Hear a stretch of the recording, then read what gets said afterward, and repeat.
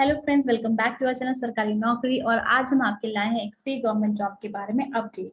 तो फ्रेंड्स आइए चलते हैं आज की नोटिफिकेशन के बारे में।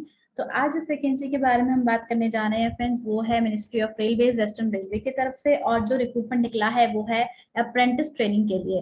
तो जो भी लोग इसको क्वालिफाई करते हैं प्लीज ये नोटिफिकेशन ध्यान से दीजिए, ध्यान से देखिए और पढ़िए और उसके बाद अप्लाई कीजिए। तो opening date of registration friends इसके 25 ऑफ मई, यानी कि ये कल ही रिक्रूटमेंट एडवर्टीजमेंट इन्होंने ओपन किया है। और क्लोजिंग डेट जो है वो है 24 ऑफ जून। तो फ्रेंड्स आइए बात करते हैं इसकी इंपॉर्टेंट एज क्राइटेरिया के बारे में। तो अगर आप 15 साल से लेकर 24 साल तक की आपकी एज है फ्रेंड्स, तो आप इसके लिए एलिजिबल हैं। SC ST OBC कैटेगरी के लिए अलग एज रिलैक्सेशन है, जैसे कि 5 साल का रिलैक्सेशन है SC ST के लिए और 3 साल का है OBC के लिए। ऐसे ही PWD कैंडिडेट्स के लिए 10 साल का रिलैक्सेशन है और एस सर्विसमैन के लिए भी 10 साल का रिलैक्सेशन है।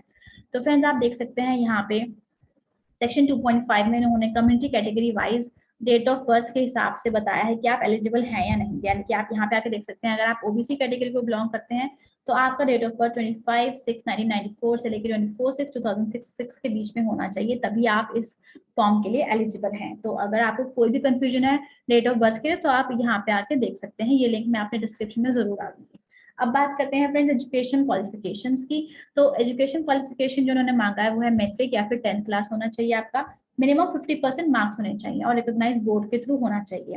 इसके साथ ही साथ ITI सर्टिफिकेट जो कि एफिलिएटेड हो NCVT या SCVT से, वो कंपलसरी है। और इसमें जो वैकेंसी निकली है फ्रेंड्स वो ट्रेड वाइज निकली है, तो अकॉर्डिंगली आपको उसी ट्रेड में ITI सर्टिफिकेशन होना जरूरी है। आप देख सकते हैं फिटर के लिए ITI ट्रेड फिटर में आपको होना चाहिए, ऐसी वेल्डर GNE के लिए वेल्डर GNE। टर्नर की वैकेंसी है machinist, carpenter, painter general, mechanic, mechanic motor vehicle, programming system, administration assistant के लिए computer operator and programming assistant में आपका ITI ट्रेड होना चाहिए। Electrician, electronic mechanic, wireman, refrigeration and AC mechanic, pipe fitter, plumber, draftsman civil और stenographer English. तो आप देख सकते हैं इन ट्रेड्स के हिसाब से अकॉर्डिंगली आपका ITI सर्टिफिकेशन होना चाहिए। जिन लोगों ने ITI अभी नहीं क्लैरिफाई किया है, अभी नहीं उन्होंने मतलब उसका एलिजिबल नहीं है, वो लोग जिन्होंने अभी उनके रिजल्ट्स नहीं आए हैं, जिनके SSC के या फिर ITI के रिजल्ट्स नहीं आए, तो वो ना अप्लाई करें। अगर आप ITI में फेल हैं तो भी मत अप्लाई कीजिए। और specially engineering graduates and diploma holders इसके लिए नहीं एलिजिबल हैं। तो फ्रेंड्स अभी हम वीडियो डालते हैं, मैंने अक्सर देखा है हमारे पास बहुत सारे क्वेश्चंस आते हैं कि क्या engineering graduates diploma holders apply कर सकते हैं। तो कोई अप्रेंटिस वैकेंसीज में ये क्लियर नहीं होता, पर इस फॉर्म में ये क्लियरली मेंशन्ड है। तो अगर आपके पास इंजीनियरिंग डिग्री है या डिप्लोमा होल्डर्स है तो इसमें मत अप्लाई कीजिए, क्योंकि उसके लिए एक अलग फॉर्म ऑफ अप्रेंटिस होगी और ये केवल जो ITI सर्टिफाइड है उनके लिए है। तो अब बात करते हैं फ्रेंड्स इम्पॉर्टेंट जो है नेक्स्ट जो चीज़ है वो है फीस के बारे में। तो जो एप्लीकेशन फीस है फ्रेंड्स इसमें 100 रुपीज़। अगर आप SC ST PWD या फिर वुमेन एप्लीकेंट है तो आपके लिए कोई फीस नहीं है। अब आपको कैसे अप्लाई करना है फ्रेंड्स, तो ये वेबसाइट उन्होंने मेंशन करी है और मैं आपको एग्जैक्ट लिंक बताऊंगी कि कहाँ पे जाके आपको फॉर्म भरना है। तो वहां पे जाके आपको ये फॉर्म भरना है। आपने डिटेल्स आप ढंग से पढ़ के भरिए, क्योंकि अगर आपकी कोई भी मान लीजिए आपने क्वालिफिकेशन आपने गलत लिखी है तो आपका फॉर्म रिजेक्ट हो जाएगा, या आपके मार्क्स अगर आपने गलत लिख दिए तो हो सकता है आपका मेरिट लिस्ट में नाम ना आए। तो जब भी आप ये फॉर्म भरें डबल चेक कीजिए अपने सर्टिफिकेट्स के बाद और सर्टिफिकेट्स के साथ, और तभी भरिए। और इसके अलावा जो पेमेंट होगा वो भी ऑनलाइन है, आप पेमेंट कर सकते हैं अपने डेबिट कार्ड, क्रेडिट कार्ड या फिर नेट बैंकिंग से। फ्रेंड्स अगर आपका सिलेक्शन होता है तो आपको एक मेडिकल फिटनेस और फिजिकल स्टैंडर्ड टेस्ट पास करना होगा, और जो मेडिकल सर्टिफिकेट होगा वो होगा आपका गवर्नमेंट ऑथराइज डॉक्टर के थ्रू साइंड। तो ये तो खैर बात की बात है जब आपका सिलेक्शन हो जाएगा, पर सिलेक्शन के लिए जो क्राइटेरिया है वो मैंने आपको ऊपर बताया ही है कि आपका एजुकेशन क्वालिफिकेशन और एज क्या होनी चाहिए। अब बात करते हैं लोकोमोटर डिसेबिलिटी की। तो फ्रेंड्स जो भी जैसे कि डिसेबल्ड कैंडिडेट्स हैं वो भी इस पोस्ट के लिए अप्लाई कर सकते हैं, बट आप देख सकते हैं कि हर फील्ड के हिसाब से उन्होंने डिसेबिलिटी का एक लिमिट दिया है। जैसे कि अगर आप फिटर और टर्नर पोस्ट पे अप्लाई कर रहे हैं तो लोअर लिम अगर आपका पार्शली डैमेज है एक साइड से तो वो इसमें अकोमोडेट कर सकते हैं। तो ऐसे ही जैसे कि पेंटर है तो अगर one upper and lower limb partially damage है वो अप्लाई कर सकते हैं। इलेक्ट्रॉनिक मैकेनिक के पोजीशन पे अप्लाई कर रहे हैं तो अगर आपके पास जैसे कोई लेग से डिसेबल्ड है तो वो अप्लाई कर सकते हैं। तो अगर आप डिसेबल्ड कैंडिडेट हैं या फिर तो आप अगर उसमें अप्लाई करना चाह रहे हैं डिसेबल्ड कोटा में, तो आप इसमें जरूर देखिए कि क्या एलिजिबल है और क्या नहीं। अब ऐसे ही विजुअली इम्पेयर्ड जो कैंडिडेट्स हैं वो यहाँ पे देख के अपने हिसाब से अप्लाई कर सकते हैं। और हियरिंग इम्पेयर्ड कैंडिडेट्स के लिए भी इन्होंने यहाँ पे मैक्सिमम डिसेबिलिटी डिफाइन करी हुई है।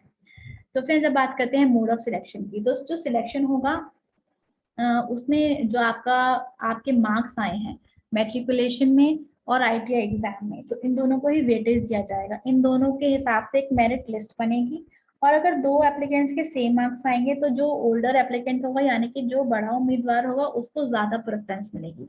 इसमें सबसे इंपॉर्टेंट और सबसे अच्छी बात यह है कि इसमें कोई रिटन टेस्ट या फिर कोई भी वाइवा नहीं होगा। ये एक डायरेक्ट रिक्रूटमेंट है, डायरेक्ट मोड ऑफ सिलेक्शन है। तो ये बहुत ही अच्छी अपॉर्चुनिटी है फ्रेंड्स। अगर आपको लगता है कि आपके मेट्रिकुलेशन और आईटीआई में आपने अच्छा स्कोर किया है तो इस अपॉर्चुनिटी को बिल्कुल ही ना गंवाएं और जरूर अप्लाई कीजिए।